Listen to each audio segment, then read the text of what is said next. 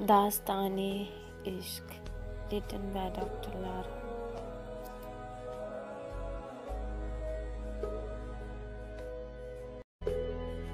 Episode number 1.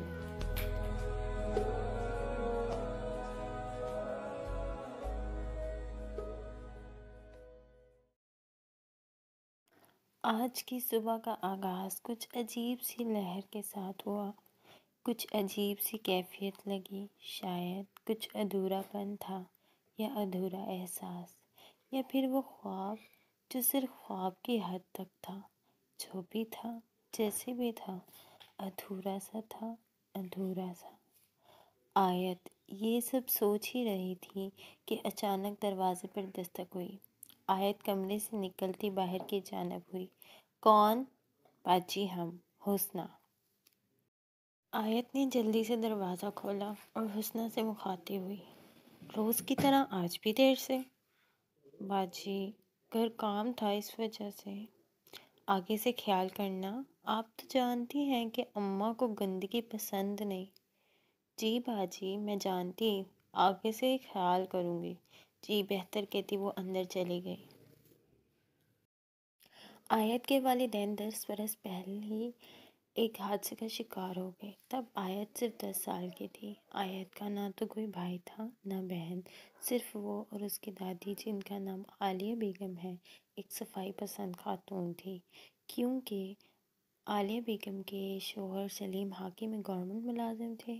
ان کی وفات کے بعد عالیہ بیگم کو پینشن لگی تھی، جس سے دونوں دادی پوتی کا گزارا چل رہا تھا۔ آیت کی عمر اس وقت 20 سال تھی۔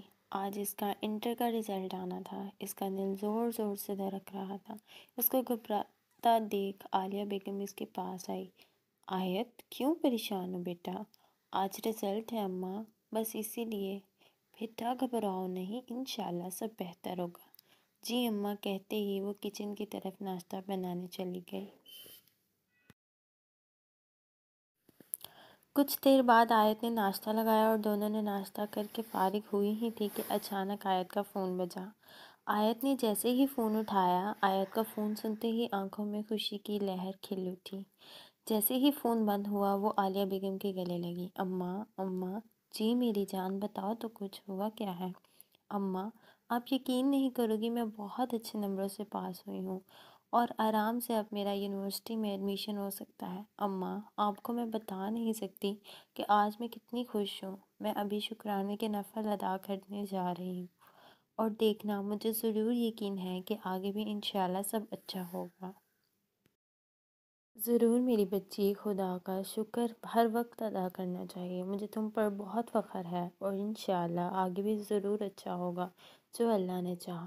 دونوں بے خبر تھے کہ آگے کیا ہونے والا ہے۔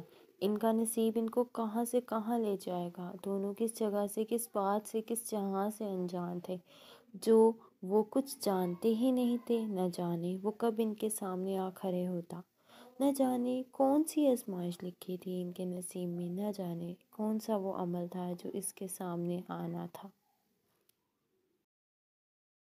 جشن کی ایک رات جو کامیابی پہ لکھی گئی تھی، آج وہ بہت خوش تھا۔ اس کو اپنی کامیابی پر فخر تھا۔ وہ ایک غرور پسند شخص تھا اور خود کو سب سے الگ اور سب سے الگ ہی رکھنا چاہتا تھا۔ وہ نہیں جانتا تھا کہ قسمت اس کو کس موڑ پہ لے جائے گی، کہ اس کے نصیب میں کیا لکھا ہے۔ وہ صرف ایک ہی چیز جانتا تھا کہ وہ آج بہت کامیاب ہے، اور یہ کامیابی اس کے نصیب میں لکھ دی گئی تھی، اور یہ کامیابی وہ اصل میں کس کا نصیب تھی یہ تو وہ خود بھی نہیں جانتا تھا، لیکن آج وہ اس کامیابی سے بے انتہا خوش تھا۔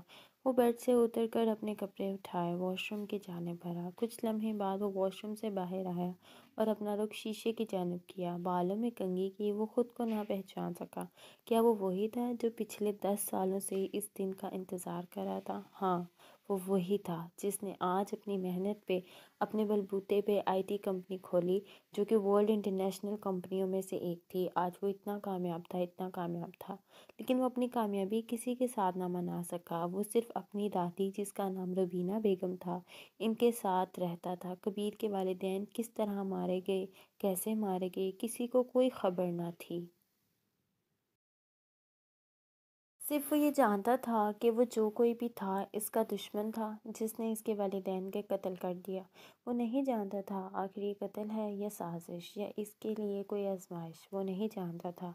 बस इतना जानता था कि वो बदला लेगा और ज़रूर लेगा, और वो जान के रहेगा कि आखिर ये सब किसने किया और इस सब के पीछे कौन है।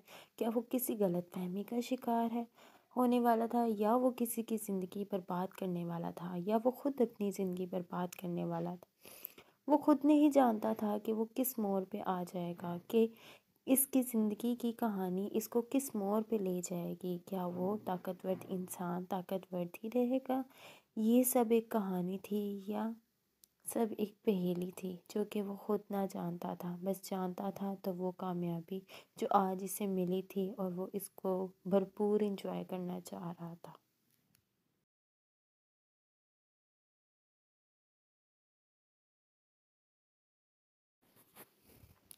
कंपनी की खुशी में आज सब मुलाजमों को एक बेहतरीन दावत पर बुलाया गया था। वो खुद भी तैयार होकर गाड़ी में बैठा और कंपनी की जानिब आने लगा। कंपनी की जानिब पहुंचते ही वो गाड़ी से नीचे उतरा। एक मुलाजिम ने इसका दरवाज़ा खोला और वो सीढ़ियों की जानिब गया। जैसे वो अंदर गया तो एक खूबसूरत सा वेलकम इसके लिए तैयार था। सारों ने इसको गुलदस्तों से और फूलों से खुशामदीद किया। "कॉन्ग्रेचुलेशन सर, फाइनली आपका ड्रीम पूरा हुआ। अल्लाह आपको इसी तरह मज़ीद कामयाबी दे। बहुत बहुत शुक्रिया इब्रार, तुम ना होते तो शायद आज ये मुमकिन ना होता। तुमने हर वक्त हर लम्हा मेरा साथ दिया, चाहे हालात जैसे भी हों। तुम एक वफ़ादार हो और मुझे पूरा यकीन है तुम हमेशा मुझसे वफ़ादारी ही करोगे।" इब्रार कबीर का पर्सनल मैनेजर था। वो कबीर की हर तरह की, चाहे वो इसके पर्सनल लाइफ थी या इसकी प्रैक्टिकल लाइफ थी, वो कबीर का हमेशा साथ देता था।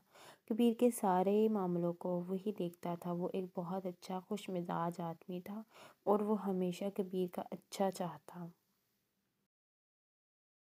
हाँ, क्योंकि वो जानता था कि कबीर ने इस कंपनी के लिए कितनी मेहनत की है, कितनी मुशक्क़त के है। वो जानता था कि वो किस किस दिन से गुज़र चुका है। वो इसको कभी अकेला ना छोड़ता और ना छोड़ सकता था।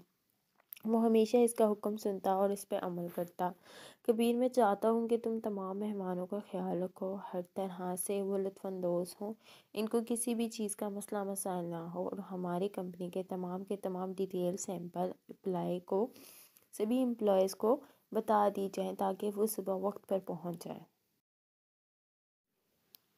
क्योंकि तुम तो जानते हो कि वक्त की पाबंदी मेरे लिए बहुत ज़रूरी होती है, और जब वक्त की पाबंदी नहीं करते मुझे वो लोग सख्त नागवार हैं। मैं चाहता हूँ कि तुम इन सब को इस चीज़ से पहले ही आगाह कर दो। जी सर, जैसा आप चाहें मैं इन सब को बता दूंगा और इनके साथ सारा शेड्यूल भी शेयर कर दूंगा। आप बिल्कुल परेशान ना हो। Enjoy your party sir, thank you, Kabir कहते हुए आगे बढ़ गया। रात ऐसे ही गुजरती गई। सब लोग आहिस्ता आहिस्ता जाते गए और हर कोई अपने घर की जानिब रवाना हो गया। कब सारी की सारी बिल्डिंग खाली हो गई पता ही न चला। सिर्फ कबीर और इसका पर्सनल सिक्योरिटी इस वक्त बिल्डिंग में मौजूद था। कबीर ने अबरार को मुखातिब करते कहा, इबरार, आज मैं तुमसे कुछ शेयर करना चाहता हूँ। मैं चाहता हूँ कि तुम इसमें मेरी मदद करो। इबरार, जी सर, जैसा आप कहें। इबरार, तुम नहीं जानते कि ये 10 साल मैंने इस दिन के लिए कितना इंतज़ार किया। जी सर, मैं जानता हूँ, एक एक दिन, एक एक लम्हा जो आपने इतनी मेहनत करके गुजारी। नहीं इब्रार, सिर्फ मैंने इस कंपनी में अपना नाम नहीं करना, बल्कि कुछ ऐसा है जो कि मैं तलाश करना चाहता हूँ, और जो तलाश करने में यहाँ सिर्फ तो या जिस तक पहुँचने में सिर्फ एक तुम ही हो जो मेरी मदद कर सकते हो। जी सर, जैसा आपका हुक्म, आप मुझे बताएं, मैं अपनी पूरी कोशिश करूँगा। इबरार, सिर्फ कोशिश ही नहीं, मुझे कामयाबी चाहिए, और तुम्हें पता है इन ना कहने की गुंजाइश नहीं, और कोशिश की भी कोई गुंजाइश नहीं, सिर्फ मुझे चाहिए तो चाहिए। जी सर, ज़रूर, आपका हुक्म करें। इब्रार, मेरे वालिदैन जो 10 साल पहले गुजर चुके थे, मैं जानना चाहता हूँ कि वो केस किस पुलिस ऑफिसर ने हैंडल किया है, और मैं ये भी जानना चाहता हूँ कि क्या वो कत्ल था, साजिश थी, या कुछ और था। मैं इसके बारे में सारी तफसील लेना चाहता हूँ। मैं जब भी अपनी दादी से इस बारे में बात करता हूँ तो वो मुझे ज़्यादा कुछ नहीं बताती हैं। بس اتنا بتاتی ہیں کہ ایک حادثہ تھا جس کی وجہ سے تمہارے والدین گزر گئے، لیکن میں نہیں جانتا وہ حادثہ کیا تھا، کیا وہ واقعی حادثے کا شکار تھے؟ مجھے کچھ سمجھ نہیں آ رہا ہے ابرار۔ میں چاہتا ہوں کہ تم اس کیس کے بارے میں ساری انفارمیشن لو، اور صبح آفس کے وقت مجھے وہ ساری انفارمیشن مجھے میرے ٹیبل پہ موجود چاہیے۔ جی سر، جیسا آپ کا حکم، میں آج ہی ساری انفارمیشن لے کر صبح آپ کو ضرور بتاؤں گا۔ رات بہت ہو گئی ہے سر، آپ کو آرام کرنا چاہیے، رات کے 3 بج رہے ہیں۔ آج کا فنکشن بہت اچھا گزرا، شکریہ۔ تم تمام انتظامات بہت اچھے اور بہت بہتر کیے ہیں۔ تم ہمیشہ میرے ساتھ رہتے ہو اور میرا ایک سہارا اور واحد سہارا تم ہی ہو۔ جی سر، یہ آپ کی دل نوازی ہے، ورنہ ہم اس لائق کہاں۔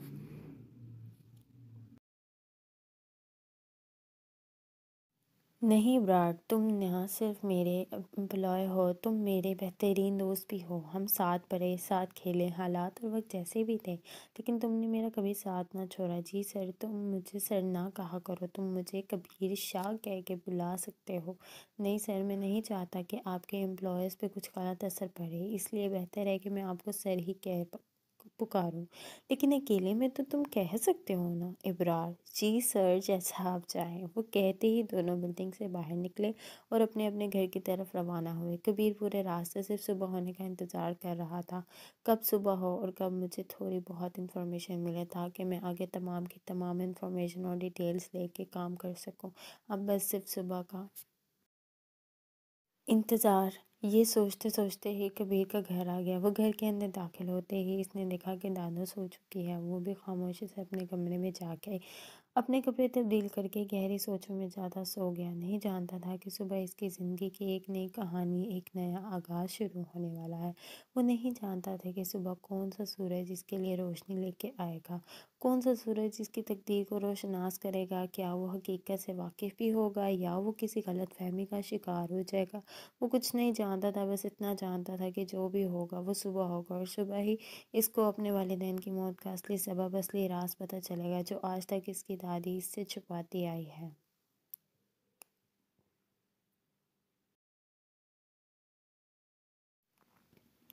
صبح کے 9 بج رہے تھے۔ آیا جاگی، وہ بہت خوش تھی اپنے رزلٹ کو لے کے۔ وہ ساری رات انہی سوچوں میں گم تھی کہ اب وہ یونیورسٹی میں ایڈمیشن لے سکتی ہے، اب اس کا کوئی بھی روکے گا نہیں۔ وہ بہت خوش تھی اپنے آنے والے فیوچر کو لے کے۔ وہ سوچتے سوچتے اٹھی اور اپنے کپڑے نکالے۔ کپڑے نکالتے ہی وہ واش روم کی جانب بڑھی، شاور لیا اور باہر آئے۔ باہر آ کر تیار ہوئی، تیار ہونے کے بعد اپنی اماں سے سلام لینے گئی۔ السلام علیکم اماں۔ صبح بخیر بیٹی۔ اماں آج تو حسنہ ٹائم پہ آ گئی ہے۔ ہاں بیٹی، تمہارا ہی اثر ہے۔ پتہ نہیں تم نے کیا کہا کل؟